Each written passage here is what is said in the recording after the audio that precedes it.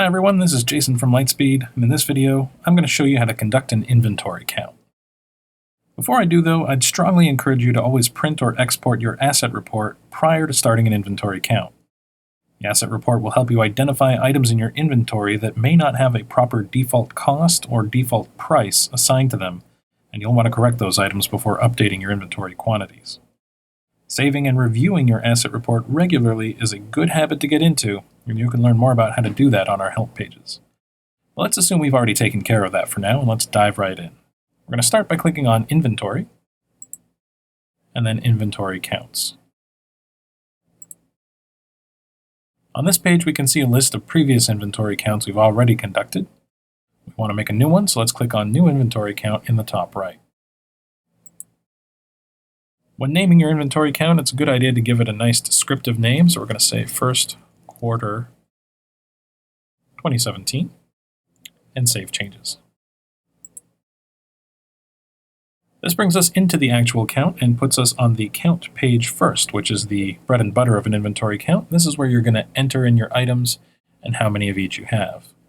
You have a couple of options for this. You can simply scan in an item here on the Count Item search bar, and the item pops up with a default count of 1.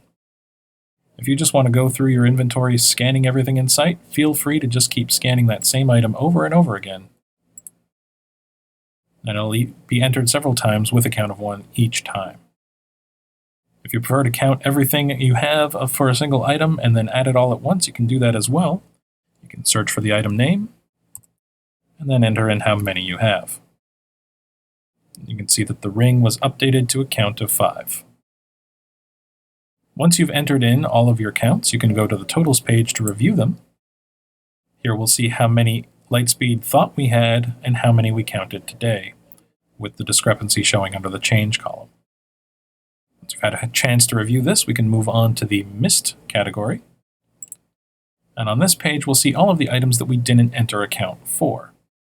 Now, if there is no count entered at all, Lightspeed will not change the inventory quantity on hand that you already have. It simply won't be part of this count. This allows you to count only part of your inventory at a time, rather than having to count your entire inventory every single time. In this case, we're doing only a count of our jewelry category, so we'll filter that category now, and anything not in the jewelry category will disappear with no count entered, so they will not be altered. Now we have 3 items under the jewelry category that we did not enter a count for, and that might be for a couple of reasons. Maybe we simply missed it, and now that we've had another look around, we found it and we can enter in a proper count.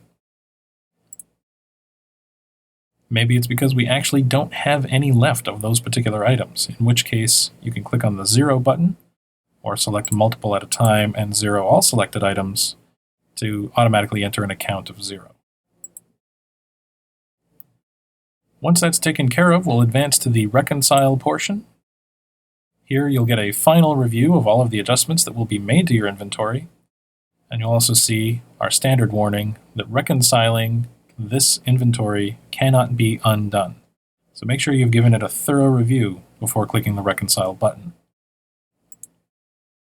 Once we reconcile the inventory, we'll have a chance to move on to the shrinkage report, and that will inform you on the cost change value of the changes that you've made to your inventory. This concludes our video, and don't forget to check out the Help Center for more information and videos.